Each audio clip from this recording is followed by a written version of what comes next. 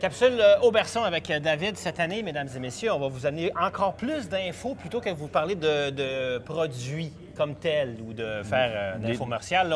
On va conseiller les gens. Hein, bien, c'est vraiment le côté technique, je pense, qui est intéressant. Puis cette année, bien, au niveau des cambrures, on a vraiment une variété assez impressionnante. Là. Et j'ai déjà mal à la tête.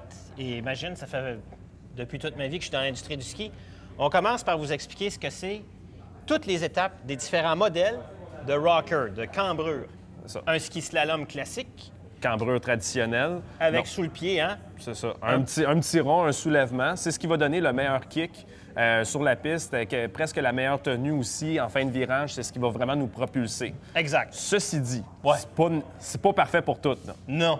Fait qu'on continue. On aura une déclinaison. Et puis là, c'est bien important qu'on vous explique chacune des distinctions qui se déclinent pas juste sur les skis de poudreuse, parce qu'avant, c'était juste sur les skis de poudreuse. C'est ça. Bon. C'est ça.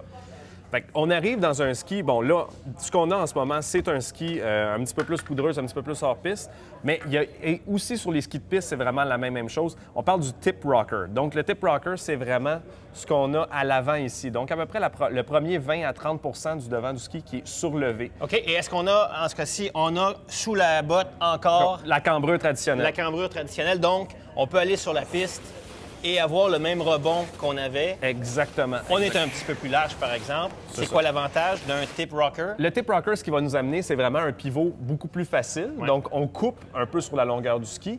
Et puis, ce que ça va nous donner, c'est, exemple, en neige un petit peu plus souple, on va avoir un peu plus de flottaison, plus de facilité à sortir de la neige, de la soupe, là, mettons au printemps, le gros sel. Oui, moi, le Mantra, c'est je dirais, mon deuxième ski. Oui. Je l'avais avant, qui n'était pas tip rocker. J'ai eu la chance de l'essayer au mois de mars de 2011. Ouais. Donc, je l'ai testé avec le tip rocker et on a complètement un comportement différent sur la piste. Maintenant, ce tip rocker-là, on le retrouve, on va évoluer vers le devant et l'arrière qu'on appelle le tail and tip rocker. C'est ça.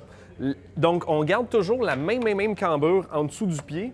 Mais là, regardez, je vais placer mes mains à peu près. Ça, c'est le ski, il est rendu à peu près grand comme ça quand on est en contact à plat.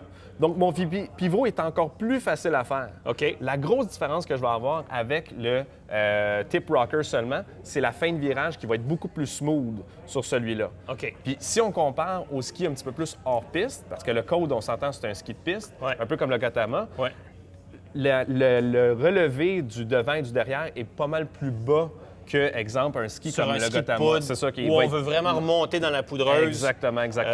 En même temps, tu sais, l'année dernière, on en avait parlé comme quoi c'était une technologie qui était maintenant aussi applicable sur les skis de débutants. Oui, absolument.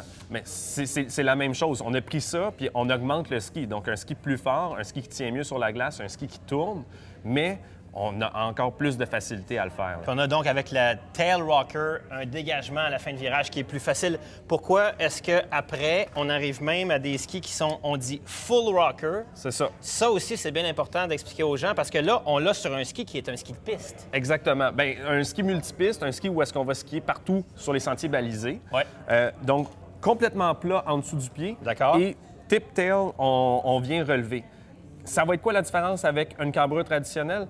Tout simplement, on va avoir un ski plus smooth, encore plus facile à pivoter. Quelqu'un qui a de la difficulté, qui fait encore beaucoup de pivots, il va trouver ça vraiment, vraiment magique. Oui.